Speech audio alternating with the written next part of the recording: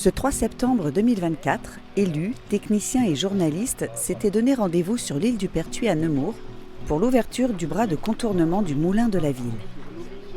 Mais avant d'en arriver là, il a fallu près d'1 an de travaux pour réaliser cet ouvrage. Afin de ne pas déranger les riverains, la société RCM, sous le contrôle de l'Épage, a dû créer une piste pour passer par l'arrière de l'île.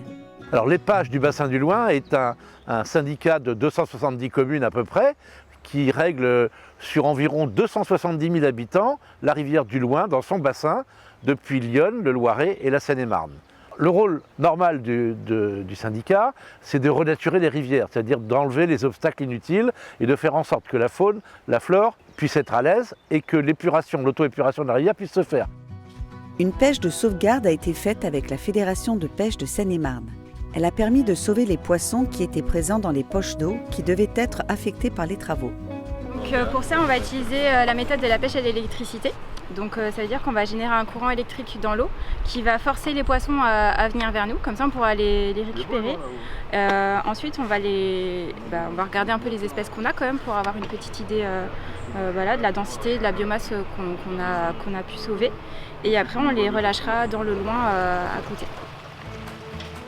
Le déversoir a été réhabilité sur 36 mètres linéaires afin de pérenniser le bras de contournement. Après le creusement du bras de contournement, les engins ont apporté des tonnes de roches afin de recréer un fond. Le platelage présent sur l'île du Pertuis a été prolongé par une promenade au sol qui permet d'aller jusqu'au bout de l'île où un nouvel observatoire a été réalisé. Le chantier a été ralenti par une météo très pluvieuse, mais en ce jour de septembre 2024, tout le monde était présent pour voir l'ouverture du bras de contournement. Et je pense qu'on a sur 5 hectares en fait tout ce qu'on peut avoir en termes de rivière, une zone humide avec un platelage, la continuité écologique, préservation des milieux, de la biodiversité. Donc on est vraiment sur un site en cœur de ville en plus, exceptionnel et qu'on se doit de préserver et d'entretenir aussi. Le nouveau bras mesure 190 mètres de long et comprend 5 radiers, des zones surélevées qui favorisent un écoulement plus rapide de l'eau.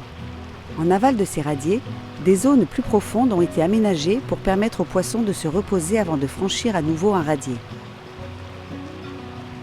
C'est un projet qui m'a tenu tout particulièrement à cœur dès le départ, parce que c'était un ensemble. Tout à la fois, on recrée un bras de contournement, donc une continuité écologique, mais en même temps, et c'est pas anodin, il y a toute cette île de 5 hectares qui est une zone humide, qui retrouve son rôle de zone humide en plein centre-ville. C'est juste remarquable.